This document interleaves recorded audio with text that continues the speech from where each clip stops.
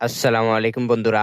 2026 সালে এসেও যদি আপনি সঠিক নিয়মে একটি ফেসবুক পেজ খুলতে না পারেন, তাহলে আপনার ভিডিও কোনো সময়ই ভাইরাল হবে না। এমনকি আপনি একজন সফল কন্টেন্ট ক্রিয়েটর হতে পারবেন না। তো চলুন আজকের এই ভিডিওতে আমি আপনাদেরকে দেখাবো কিভাবে সঠিক নিয়মে একটি ফেসবুক পেজ খুলতে হয় এবং কিভাবে সেই পেজটিকে প্রফেশনালভাবে সেট আপ করতে হয়। তো ভিডিওটি না টেনে শেষ পর্যন্ত দেখতে থাকুন। প্রথমে আপনি যে ফেসবুক আইডিটি দিয়ে পেজটি খুলতে চাচ্ছেন সেই আইডিটির মধ্যে প্রবেশ করিবেন।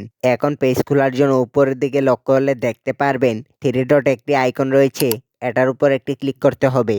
তারপর একটু নিচের দিকে চলে আসব, সিমোর একটি অপশন রয়েছে, এটার উপর একটি ক্লিক করতে হবে। এখানে ক্লিক করার পর দেখতে পারবেন পেজেস একটি অপশন রয়েছে, আমরা এখানে একটি ক্লিক করিব।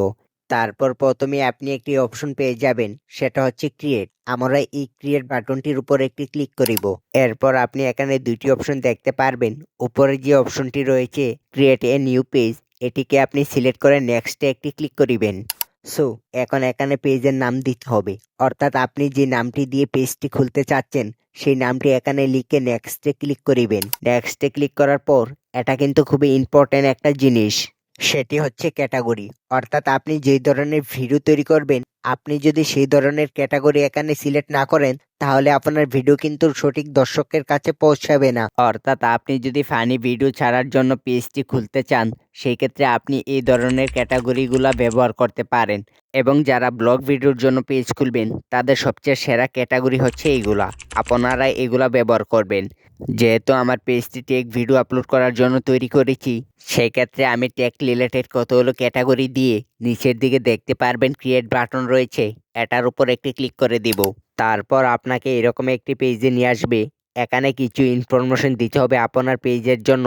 প্রথমেই দেখতে পাচ্ছেন জেনারেল, মানে হচ্ছে বায়ু দিতে হবে। অর্থাৎ আপনার পেজটির মধ্যে যদি কোনো ফলোয়ার্স প্রবেশ করে, সেই ক্ষেত্রে আপনি একটি কোনো কিছু লেখার মাধ্যমে তাকে আমন্ত্রিত জানাতে পারেন এবং আপনার পেজটির মধ্যে কোন ধরনের ভিডিও আপলোড করেন সে যাতে বুঝতে পারে।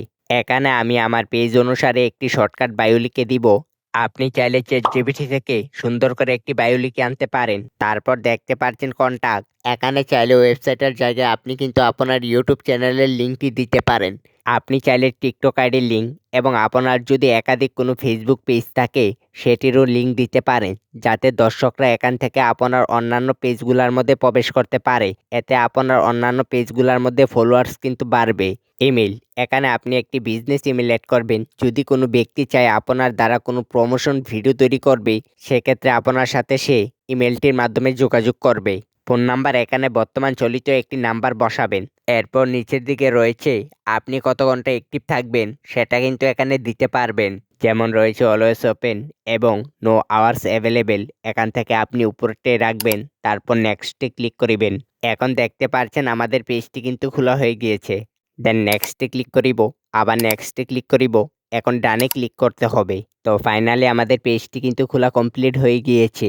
এখন আমাদের পেজটিকে একটি প্রফেশনাল লুকে পরিণত করতে হবে। তার জন্য প্রথমে আমাদের পেজের জন্য একটি কভার ফটো এবং একটি প্রোফাইল পিকচার দিতে হবে। তো আমি আমার গ্যালারি থেকে কভার ফটো এবং প্রোফাইল পিকচারটিকে সুন্দর করে বসিয়ে সেভ অপশনে একটি ক্লিক করিব। দেন এখন আমাদেরকে পেজে ভিডিও আপলোড করতে হবে।